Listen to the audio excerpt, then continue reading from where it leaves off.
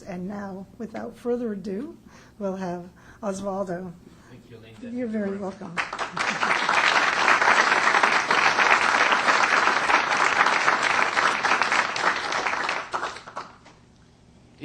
It's a real honor for me to be here today and representing the Latin American Plant Science Network. It's an honor for me to be with the committee, the Tyler Committee.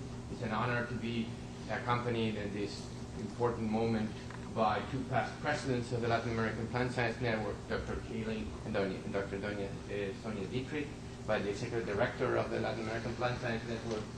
So I think I feel really happy today. The purpose of my lecture today is to describe to you what is the Latin American Plant Science Network. I would like to start by telling you what is that the Latin American Plant Science Network do. I would like to discuss with you a little bit about the history, the objectives, and how do we meet those objectives, and a little bit about the accomplishments of the Latin American Plant Science Network. The network has several objectives. Has been engaged since 1988 in the task of improving the number of qualified Latin American botanists in order to adequately survey the vegetation, understand the functioning of ecosystems, and provide the basis for the conservation and management of their important natural resources. This is an important part. The other thing that the Latin American Plant Science Network does is made up of 27 prestigious institutions in Latin America. Those institutions are distributed in Mexico, Costa Rica, Venezuela, Brazil, Chile, and Argentina, and have worked together in a collaborative fashion at the graduate level, training students and participating in collaborative research. The third thing that we do is that the network also has served as a focus for organizing scientific meetings, graduate courses, and collaborative research projects. Regional capacity building is contributing significantly to increase the number of qualified plant scientists in Latin America by providing opportunities for students from countries lacking graduate level programs, in particular subdisciplines of plant sciences. And the last thing that we do is that our work not only has helped to increase the critical mass of well-trained people, but also alleviated the isolation among scientists by providing opportunity for cooperative, comparative, and multidisciplinary research. So this is, in a nutshell, what is that the Latin American Plant Science Network do. And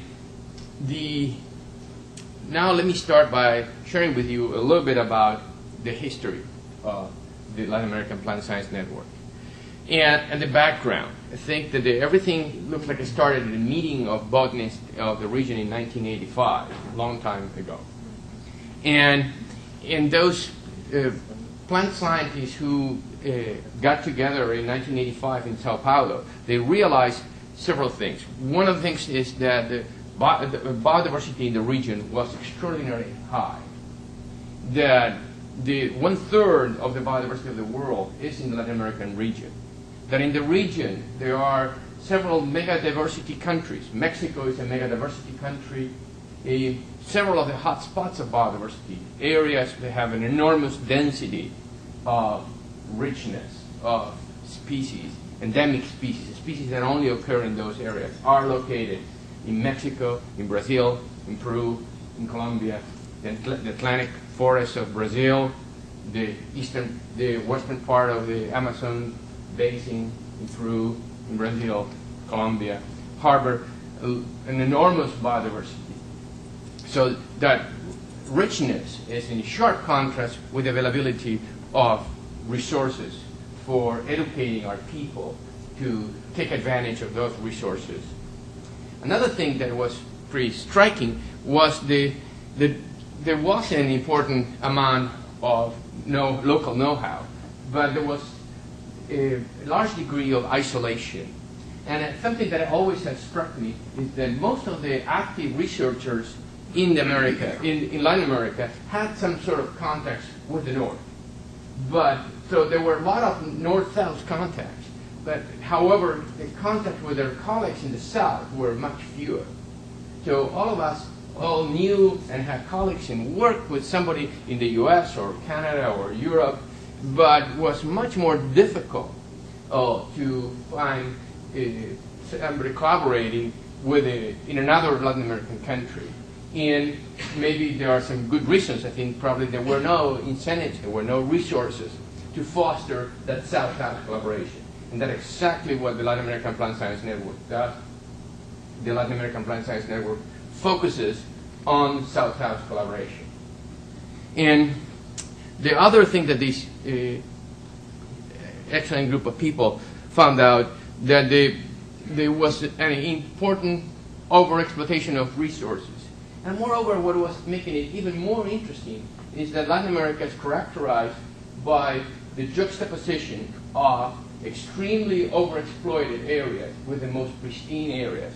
Almost within a few kilometers you can go from areas that have been used, damaged, forest that has been plowed, burned, and replaced by soybean, adjacent to the most pristine forest. And so at the same time, that is a great opportunity and a challenge, because on the one hand, we need to take care of the degraded area. At the same time, we have the responsibility to know what to do with the pristine areas. Yeah. And at the same time, and you know that Latin America is in the part of the world and the developed part of the world, and therefore the pressure on the natural resources is very high. We have a human population that is growing rapidly, that has the demand for food and fiber is growing very fast. So we also cannot afford the luxury to leave all those pristine areas as pristine areas. So we need to learn how to use it in a sustainable fashion. And in order to do that, what we need is more trained people. And I think that was clear in 1986 for this group of people. And what in this slide has sort of the original matrix that was put together in a dot matrix printer in 1986. And what it has here, the rows are the different countries of the region. And the columns are different areas of like plant morphology, taxonomy, paleobotany, ethnobotany, ecology, plant physiology, molecular biology. And what is obvious is that you cannot see that any row is complete with big symbols. What it suggests that there was not a single country that had all the human resources that were needed.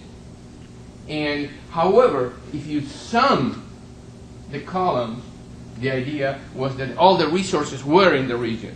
So what was needed was the resources to try to make people collaborate in the different parts of the region. And I think that's what this group of people try to do. So that is what happened in the region. And that what happens in the region is not very different from what happens at the global level. So what this paragraph represents is what the United Nations Agenda 21, one of the recommendations, that I'm going to read it for you, says current scientific capacities are inadequate to respond to the challenges posed by the crisis of development, environmental degradation, and rapid global change. Special efforts are required in education and in building up scientific institutions, in particular in developing countries, in order to allow them to join in international environmental programs. New methods and approaches must be developed to facilitate the participation of all sectors of society in environmental matters in the transition to sustainable development. And that is what the Latin American Plant Science Network tries to contribute to. And so to synthesize the history, I already mentioned that this 86 meeting in Sao Paulo, in 87 when the Latin American Plant Science Network was first established, and the first grants were obtained in 1987, and the run from 1987 to 1982, that was the first phase, and from 92 to started the second phase with a new set of research grants. And now let me try to review specifically what are the objectives of the Latin American Plant Science Network. We have, our first objective is to increase the number of trained plant scientists in a region harboring 1/3 of the world's plant diversity. The training is our most important objective. The second was to reduce the long-standing isolation among scientists of Latin America that has limited the development of regional voice to the problems of conservation and resource management. And third objective was to promote a sense of scientific community, self-sufficiency, and a stronger and healthier international relationships among the countries of Latin America. So those are the objectives. How do we manage to attempt to meet those objectives? And so that's where the network was put together. And this is the list of all the institutions that participate in the list. And you see there is a large number of universities in different countries from Mexico, Venezuela, Argentina, Costa Rica, Brazil, Chile. But also there are other research institutions of the region also participate in this network. How the network is organized is led by a scientific committee that has a president, a vice president, has institutional representatives, 4 regional coordinators, and from that relatively large group, there's a smaller group that is an executive committee that meets more often, that is in closer contact and runs the day-to-day affairs of the network. And also, we have an external advisory committee that includes the former presidents, some distinguished botanists, and also the president of the Asociación Latinoamericana de Botanica, the Botanical Latin American Association. And so this is sort of the structure, the nuts and bolts of how this works. And the framework of the Latin American Plant Science Network is an integrated network with a high degree of South-South connections, and I highlighted that several times. This is our emphasis, is this South-South relationship. Dynamic interactions of multiple partners from all countries, and committee members that play an active role not only in the selection of fellowships and internships, but also in the administrative direction of the network. And the RLB, through all these years, also has established connections with several other regional and international organizations. It has relationships with the Third World Academy of Science, in this case the Third World Network of Scientific Organizations, with Latin American organizations like the Botanical Society, the Latin American Network of Biology, and also some national botanical societies. So that's how we do our business. And this is a cartoon of how the Latin American Plant Science Network operates. The Latin American Plant Science Network operates seeking money, grants, from mostly U.S. foundations, and we're going to describe, and distributes a few grants from funding agencies, mostly U.S. foundations, in addition with some research councils and national organizations that contribute a smaller fraction. And so they seek the resources and distribute it in a large number of small grants towards capacity building and collaborative research. Within capacity building, what we do, we provide resources for PhD fellowships, masters, internships, graduate courses. And as the collaborative initiatives, we support some international projects, provide resources to support the completion of theses, support scientific events, scientific meetings, and communication. The Latin American Plant Science Network has a bulletin, has a web page that try to combat the isolation of researchers working in Latin America. So this is a cartoon of how it works. One of the things that surprised me at the beginning when I first got to know the Latin American Plant Science Network is that not only there's an enormous demand for resources, for training, that's what I've been highlighting throughout all the beginning of my talk, the demand, the importance, the need to train more people. But also, there's an important supply. There's a large group of people, foundations, who are interested in supporting graduate education in Latin America. So, what the RLB does is to put them together, put the supply with the demand, and it has worked very nicely. This is the list of the resources and the foundations that help the Latin American Plant Science Network. We receive money from the Rockefeller Foundation, from the Alton Jones Foundation, from the Andrew W. Mellon Foundation, the MacArthur Foundation, from the USAID, from the Compton Foundation, from the Hewlett Foundation. And throughout all these years, we raised in the order of $3.6 million. And so the question is, what is that we did with those $3.6 million? We provide fellowships for exchange of students, and those who are mostly South out, students from Mexico that went to Chile, students from Argentina that went to Brazil, and you're going to get more detail on those. We also organize regional meetings. These meetings have the purpose. Lately, we've organized almost one of those meetings every year, and meetings that have the purpose of identifying what are the most important topics for research, and in that way influence the governments that distribute resources. So it's a unified voice saying these are the topics, the hottest topics in botany in the region. That's what and that is set by the scientists themselves. And the other thing that we do is the participation of local scientists in international meetings, the organization of scientific events, and the organization of international courses. So some of us have participated as instructors, teachers, professors in some of these courses. Some of my colleagues and I organized a course, for example, a few months ago in Chamela, Mexico. And again, what we found with my colleagues, we were very surprised of the extraordinary demand. We received over 100 of applications, students who wanted, and we only were able to take 25 students to this course. 25 extraordinarily bright Latin American students, eager to learn. And we were able to bring professors from not only Latin America, but also professors from Duke University, from Colorado State University, that they were also given another perspective.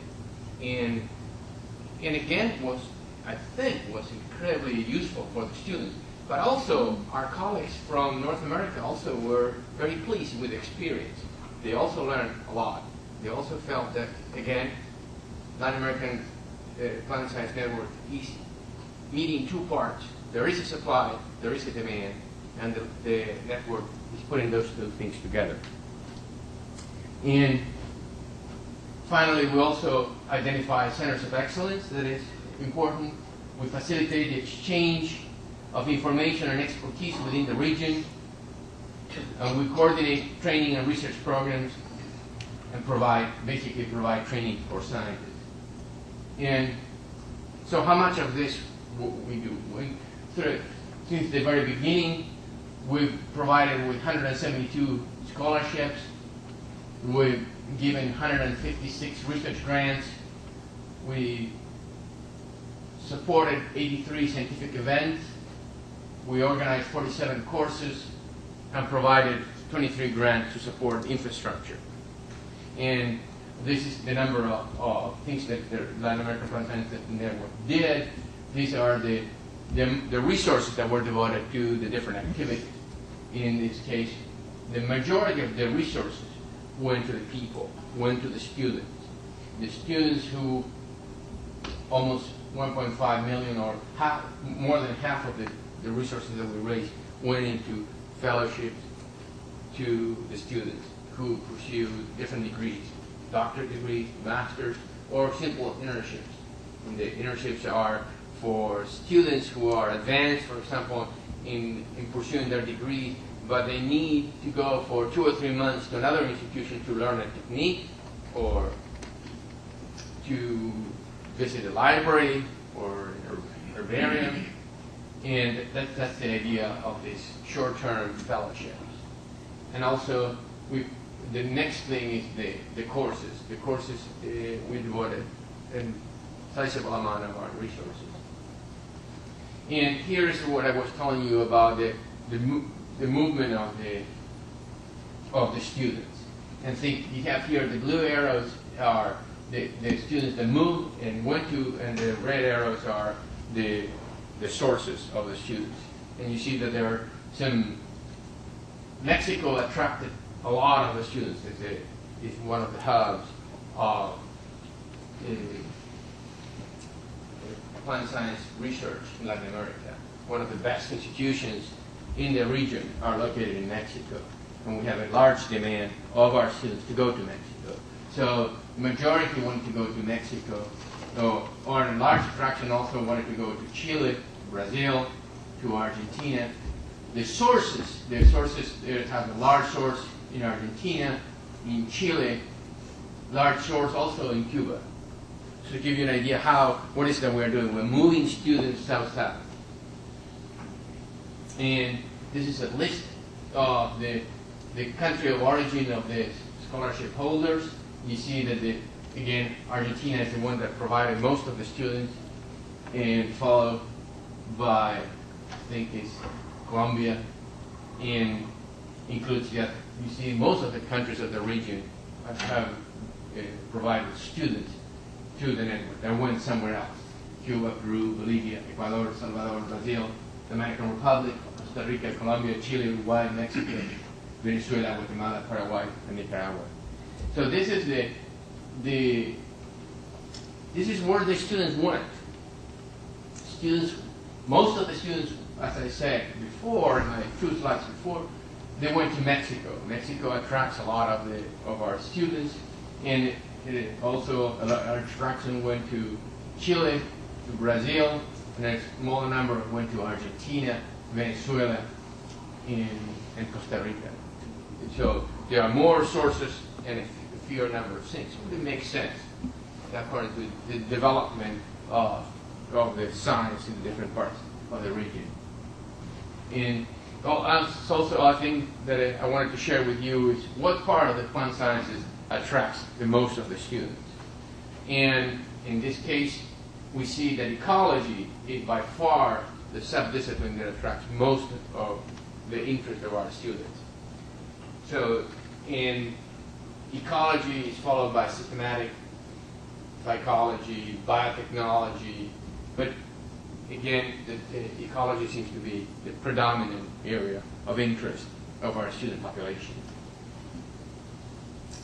Now let me try to get towards the end with some highlights. So this is the sum, if you go to the bottom of the worksheet, is what the Latin American Plant Science Network has done throughout all these years.